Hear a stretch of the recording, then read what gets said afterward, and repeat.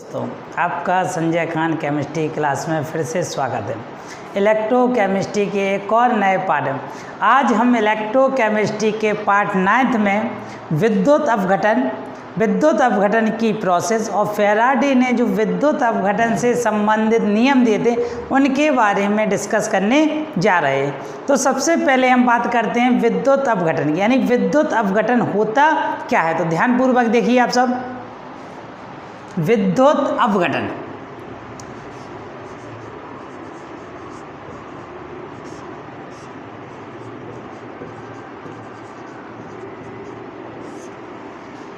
English में कहते हैं इलेक्ट्रोलिसिस।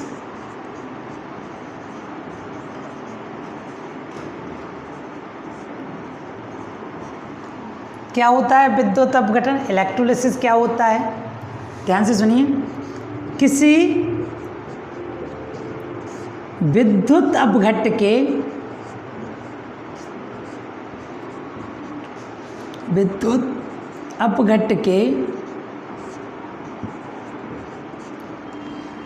अपघट के बारे में हम पिछली वीडियो में और आप भी पिछली क्लासों में 7th, 8th, 9th में इसके बारे में पढ़ चुके हैं।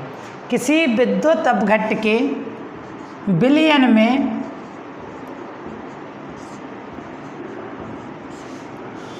विद्युत धारा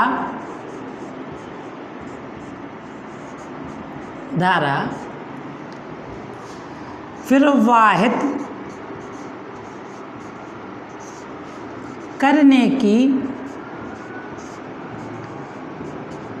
प्रक्रिया प्रोसेस विद्युत अपघटन कहलाती है। विद्युत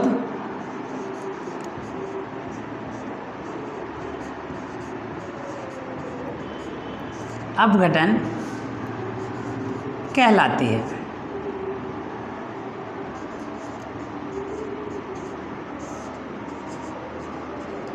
क्या होती है विद्युत अपघटन की परिभाषा? किसी विद्युत अपघट के विलयन में विद्युत धारा प्रवाहित करने की प्रक्रिया विद्युत अपघटन कहलाती। विद्युत अपघटन की क्रिया जिस सेल में कराई जाती है उसे हम विद्युत अपघटनी सेल कहते हैं। यानी कह सकते हैं हम विद्युत अपघटन की क्रिया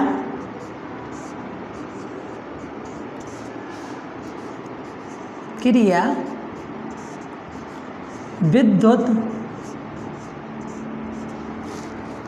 अपघटनीय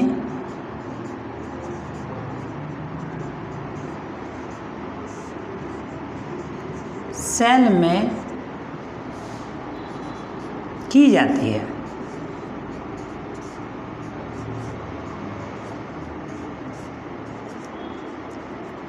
अब ध्यान से देखना विद्युत अपघटन का प्रोसेस क्या होता है। सपोज करो, माना यह एक विद्युत अपघटनी सेल है। इसमें विद्युत अपघट का सॉल्यूशन भरा है। एक किसका सॉल्यूशन है? विद्युत अपघट का। तो यह हम लिख सकते हैं एक किसका सॉल्यूशन है? विद्युत अपघट का। अपघट का क्या है? सॉल्यूशन।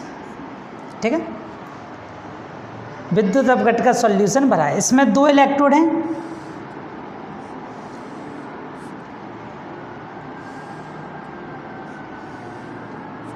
एक इलेक्ट्रोड है एनोड,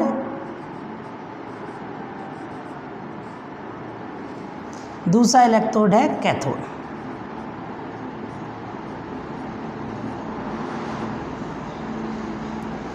हम पिछली वीडियो में बता चुके हैं जो विद्युत अपघटनी सेल का एनोड होता है वो कैसा होता है?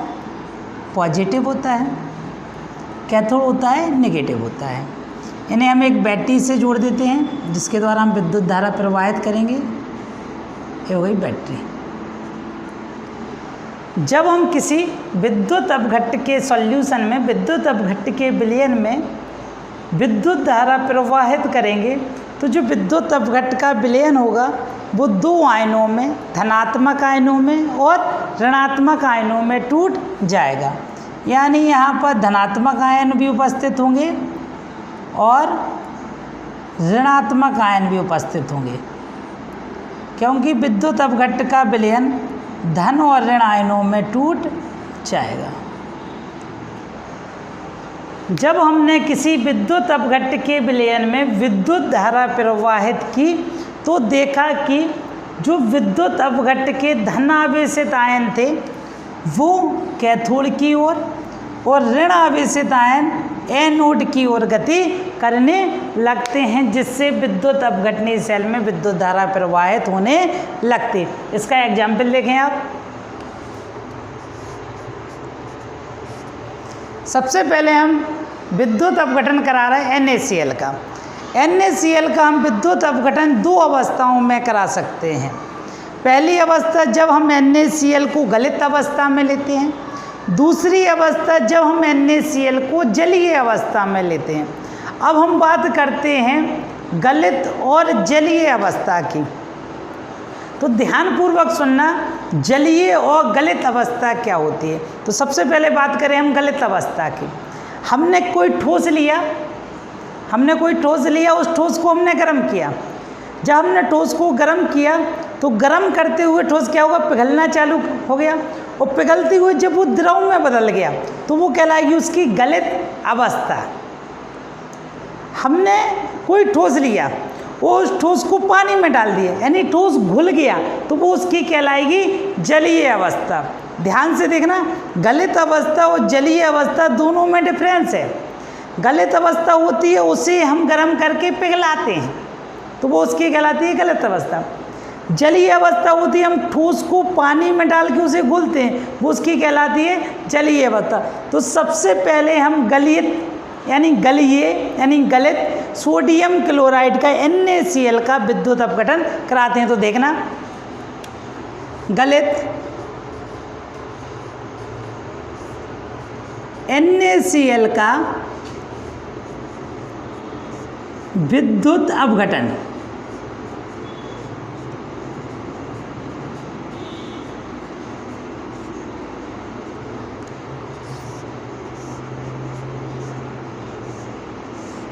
सभी विद्यार्थी इस बात को ध्यान से देखें, जो यूपी बोर्ड के एग्ज़ाम दे रहे हैं, जिन्हें यूपी बोर्ड के एग्ज़ाम देना है, या जो आगे भी तैयारी करना चाहते हैं नीट की, IIT, उनके लिए बहुत इम्पोर्टेंट है। देखें, गलित NaCl का विद्युत अपघटन। हमने क्या किया, NaCl नमक है, ठोस अवस्था में था, इसे हमने गर्म किया, इतना गर्म किया ये पिघल गया, यानी लिक्विड में बदल गया। हमें इसका विद्युत अपघटन कराना है। जब ये लिक्विड में बदला तो इसमें दो आयन होंगे, एक Na+ और Cl-। तो Na कैसा होगा, धनात्मक होगा, वो कहाँ की ओर जाएगा, कैथोड की ओर। यानी हम यहाँ ऐसे लिख सकते हैं, जो NaCl है ये दो आयनों में टूटेगा, Na+ में, Cl- में। इसका जो Na+ है यानी धनात्मक आयन, वो कहाँ जाएगा, विद्युत अपघटनी सेल के कैथोड की ओर। तो भैया कैथोड पर क्या होगा, ध्यान से देखना, कैथोड पर कौन पहुंचा, Na+ पहुंचा, क्योंकि पॉजिटिव आयन कहाँ पहुंचते हैं, कैथोड पर। कैथोड पर सब लोग जानते हैं क्या होता है, अपचयन। अपचयन का मतलब होता है इलेक्ट्रॉनों का ग्रहण होना, यानी इलेक्ट्रॉनों को ग्रहण करना। तो Na+ है, एक कैथोड पर पहुंचा तो इसने अपचयन की क्रिया दी और इलेक्ट्रॉन ग्रहण किया और परिवर्तित हो गया Na सॉलिड में, यानी धातु में परिवर्तित हो गया। Cl- था आयन, Cl- आयन कहाँ की ओर गति करेगा, एनोड की ओर। तो एनोड पर क्या हुआ,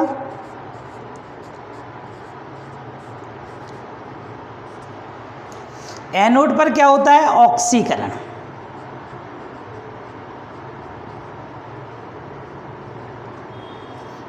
ऑक्सीकरण का मतलब सब लोग जानते हैं, किसी रिएक्शन में इलेक्ट्रॉन का निकलना ऑक्सीकरण कहलाता है। Cl- थे, दो मोल ले लिए, दो इलेक्ट्रॉन निकले और Cl2 गैस में अपचयित हो गए, दो इलेक्ट्रॉन। यानी जब हमने गलित NaCl का विद्युत अपघटन कराया तो कैथोड पर तो हमें सोडियम धातु प्राप्त हुई, लेकिन जो एनोड पर हुआ, एनोड पर क्लोरीन गैस बनी और जो मुक्त हो गई यानी निकल गई। यानी गलित सोडियम क्लोराइड का विद्युत अपघटन कराने पर हमें कैथोड पर सोडियम धातु प्राप्त होती है और एनोड पर हमें क्लोरीन गैस प्राप्त होती है। इसका दूसरा एग्जाम्पल देखें हम, यहाँ देखना ध्यान से, दूसरा पार्ट है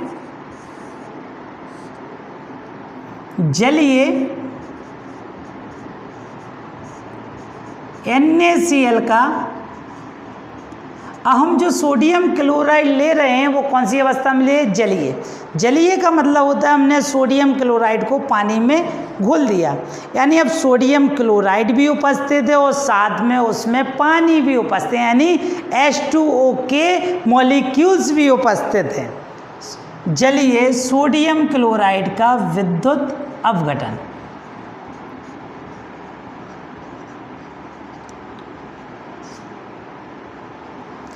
ध्यान से देखना, जब हमने NaCl को पानी में घोला तो NaCl Na+Cl- में टूट गया, साथ में विद्युत अपघटन करा रहे तो पानी भी H+OH- में टूट जाएगा। तो हमें दो रिएक्शन मिली, NaCl टूटा Na+ पे Cl- में, H2O टूटा H+ में OH-। अब हमारे पास दो कैटायन हैं, दो एनायन हैं, यानी दो धनात्मक आयन हैं, दो ऋणात्मक आयन। जो दो धनात्मक आयन है वो कहाँ की ओर जाएंगे? कैथोड की ओर। दो ऋणात्मक आयन है वो कहाँ की ओर जाएंगे? एनोड की ओर। यानी कैथोड की ओर जाएंगे Na+ और H+, ये कहाँ की ओर गति करेंगे? कैथोड की ओर। Cl- OH- ये कहाँ की ओर गति करेंगे? एनोड की ओर। इनकी रिएक्शन देखना आप, यानी Na+H+ कहाँ की ओर पहुँचे? कैथोड की ओर। यानी ये क्या देंगे? अपचयन। Cl- OH- कहाँ के जाएंगे? एनोड की ओर। यानी ये क्या देंगे? ऑक्सीजन। तो सबसे पहले देंगे कैथोड पर क्या हुआ? कैथोड पर क्या होगा? अपचयन होगा।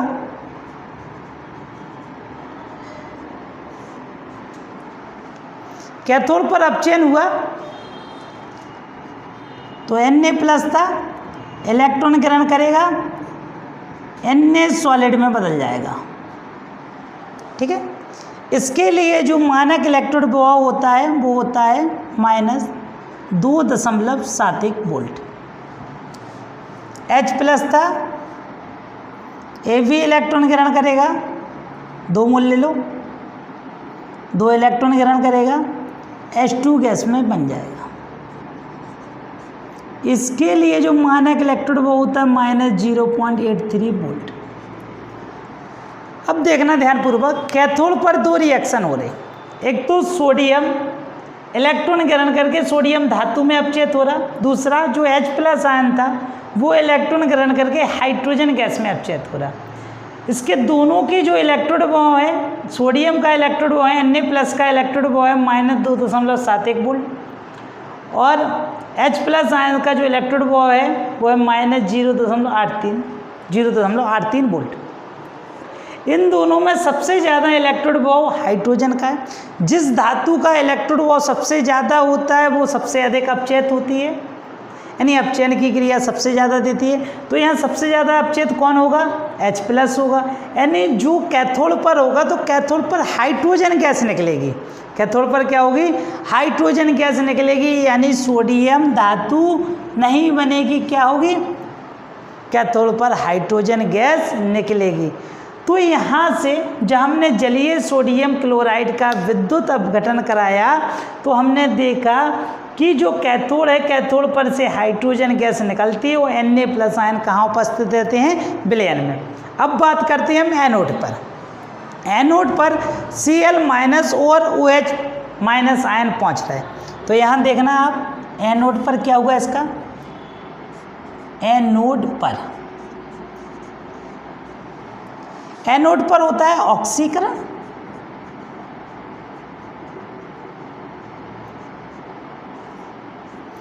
एनोड पर सेम रिएक्शन वैसे ही होती है जैसे गलित NaCl की होती है, यानी एनोड पर क्लोरीन का ऑक्सीकरण होता है और क्लोरीन गैस बनती है। देखना कैसे, 2Cl माइनस Cl2 गैस निकल गई प्लस 2 इलेक्ट्रॉन,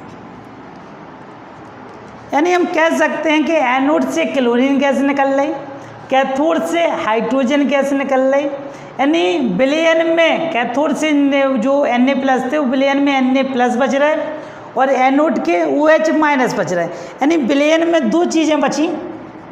कौन कौन बचा?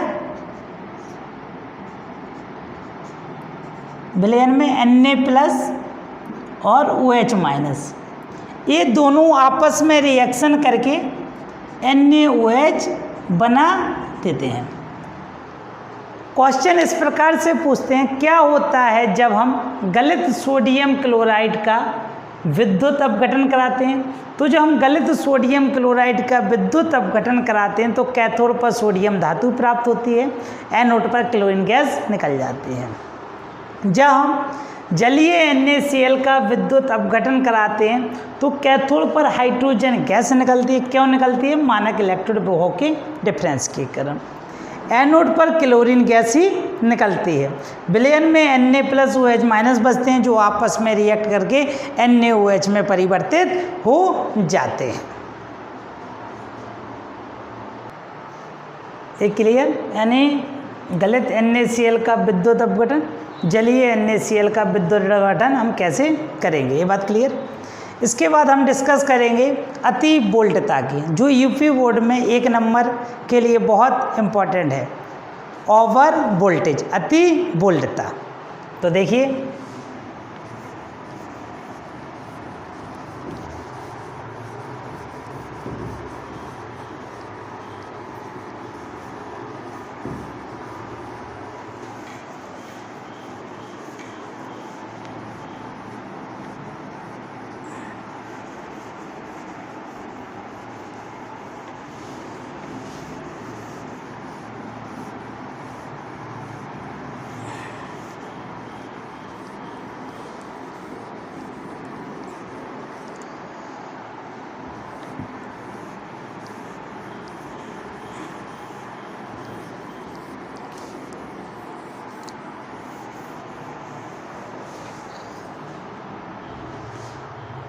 अब हम बात करते हैं अति वोल्टता की।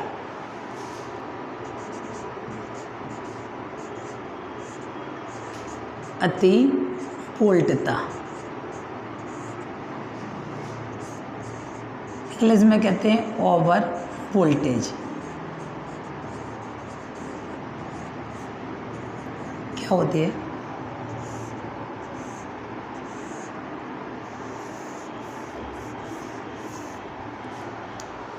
अति वोल्टता। अति वोल्टता, ओवर वोल्टेज। तो ध्यानपूर्वक सुनिए क्या होता है। हम आपको बता चुके कि कैथोड पर धातु एकत्रित होती है। जब कैथोड पर धातु एकत्रित होती है या जमा होती है तो वहाँ हमें कैथोड पर धातु एकत्रित करने के लिए वोल्टेज की आवश्यकता होती है। तो कैथोड पर धातु एकत्रित करने के लिए, जमा करने के लिए जो वोल्टेज की आवश्यकता होती है वो वोल्टेज मानक इलेक्ट्रोड विभव के बराबर होता है। यानी किसी कैथोड पर धातु जमा करने के लिए, धातु एकत्रित करने के लिए जो वोल्टेज की आवश्यकता होती है वो वोल्टेज किसके बराबर होता है? मानक इलेक्ट्रोड विभव के बराबर होता है। कभी कभी ऐसा होता है कि हमें धातु के साथ साथ गैस को भी कैथोड पर क्या करना पड़ता है? एकत्रित करना पड़ता है, जमा करना पड़ता है, जो जलीय NaCl की स्थिति में हो रहा था। उस समय क्या होता है, जो हमें वोल्टेज की आवश्यकता होती है वो वोल्टेज हमें मानक इलेक्ट्रोड विभव से अतिरिक्त वोल्टेज की आवश्यकता होती है। इस अतिरिक्त वोल्टेज को हम अति वोल्टता कहते हैं। फिर से ध्यानपूर्वक सुनना आप लोग। कैथोड पर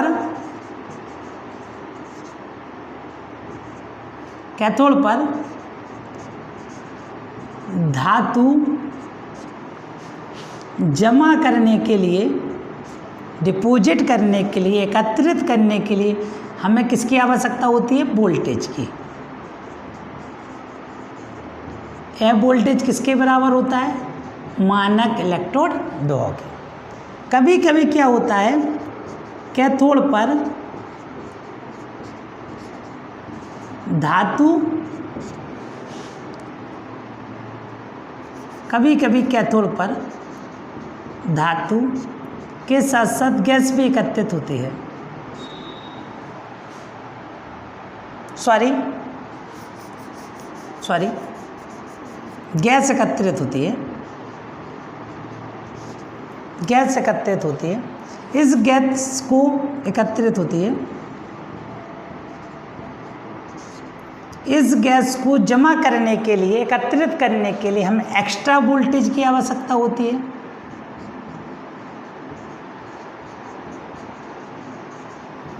एक्स्ट्रा वोल्टेज की आवश्यकता होती है। इस एक्स्ट्रा वोल्टेज को हम अति वोल्टता कहते हैं। बिल्कुल सिंपल है। इन दो पॉइंटों से हम अति वोल्टता को डिस्कस कर सकते हैं। कैसे?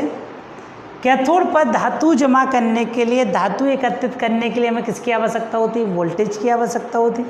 यह वोल्टेज मानक इलेक्ट्रोड विभव के बराबर होता है। जब हम कैथोड पर किसी गैस को एकत्रित करते हैं तो उस गैस को एकत्रित करने के लिए इस मानक इलेक्ट्रोड विभव से हमें और अधिक एक्स्ट्रा वोल्टेज की आवश्यकता होती है। इस एक्स्ट्रा वोल्टेज को हम क्या कहते हैं? अति वोल्टता। इसके बाद हम डिस्कस करेंगे फैराडे के विद्युत अपघटन के नियम, जो बहुत ज़्यादा इम्पोर्टेंट हैं। तो आप देखिए फैराडे के विद्युत अपघटन के नियम, इसे रब करें।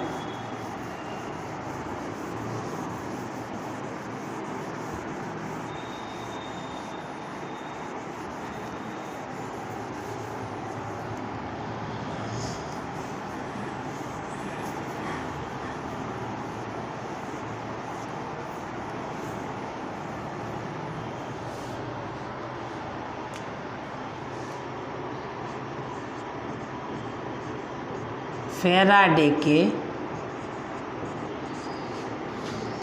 विद्युत अपघटन के नियम। फैराडे ने विद्युत अपघटन से संबंधित निम्नलिखित दो नियम दिए। सबसे पहले हम बात करते हैं प्रथम नियम की।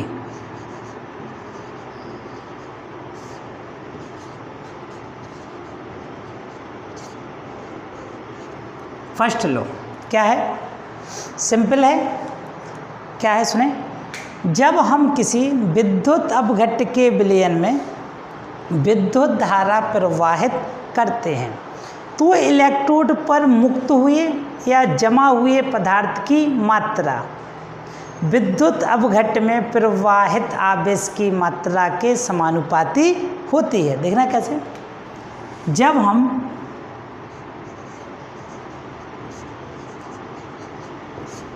किसी विद्युत अपघट्य के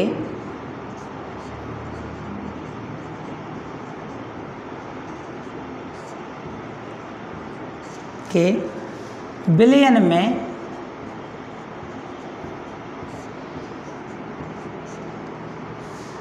विद्युत धारा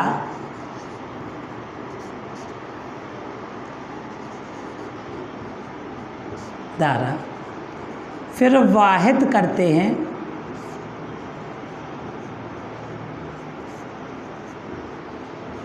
तो इलेक्ट्रोड पर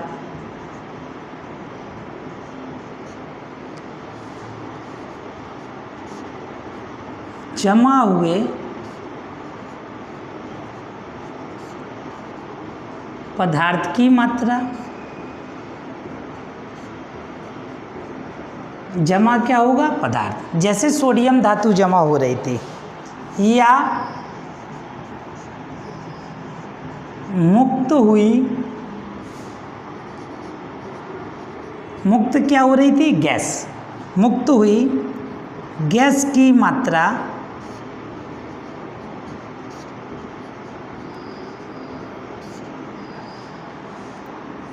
प्रवाहित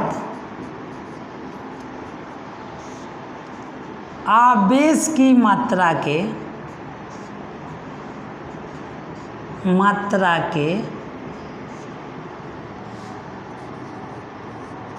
समानुपाती होता है।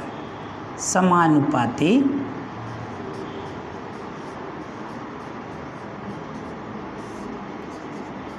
होता है। मान सकते हैं कि इलेक्ट्रोड पर जो जमा हुए पदार्थ की मात्रा है या मुक्त हुई गैस की मात्रा है वो कितनी है? W है। और जो हम इलेक्ट्रोड में विद्युत आवेश प्रवाहित कर रहे हैं वो कितना है? Q है। तो W समानुपाती किसके होगा? Q के। जब हम समानुपाती हटाएंगे, डायरेक्टली प्रोपोर्शनल हटाएंगे तो कोई ना कोई एक कांस्टेंट लगेगा। तो यहाँ एक कांस्टेंट राशि लगेगी W बराबर ZQ। Z एक कांस्टेंट है, Z एक नियतांक है,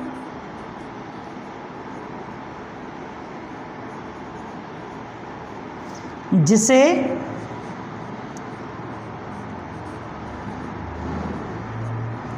विद्युत रासायनिक तुल्यांक कहते हैं। क्या होगा? W बराबर ZQ। Z एक नियतांक है जिसे विद्युत रासायनिक तुल्यांक कहते हैं। मान लो जो हम आवेश प्रवाहित कर रहे हैं, जो हम धारा प्रवाहित कर रहे हैं वो T समय में I धारा प्रवाहित हो रही। कितनी हो रही? जो हम बैटरी से धारा प्रवाहित कर रहे हैं वो कितनी T समय में I धारा प्रवाहित हो रही। तो जो Q होगा वो Q होगा किसके? IT के, क्योंकि आवेश बराबर होता है धारा गुणे समय। तो यहाँ लिख सकते हैं W बराबर ZIT। हम बात करते हैं Z कैसे निकलता है। तो Z बराबर होता है तुल्यांकी भार बटे F। F होता है फैराडे नियतांक। फैराडे नियतांक। फैराडे नियतांक क्या होता है? एक मोल इलेक्ट्रॉन का आवेश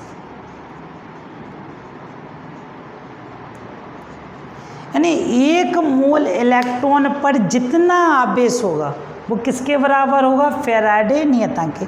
सपोज करो एक मोल इलेक्ट्रॉन एक झोले में आ रहा है, एक थैले में आ रहा है, तो एक मोल इलेक्ट्रॉनों पर जितना चार्ज होगा, जितना आवेश होगा वो किसके बराबर होगा? फैराडे नियतांक के।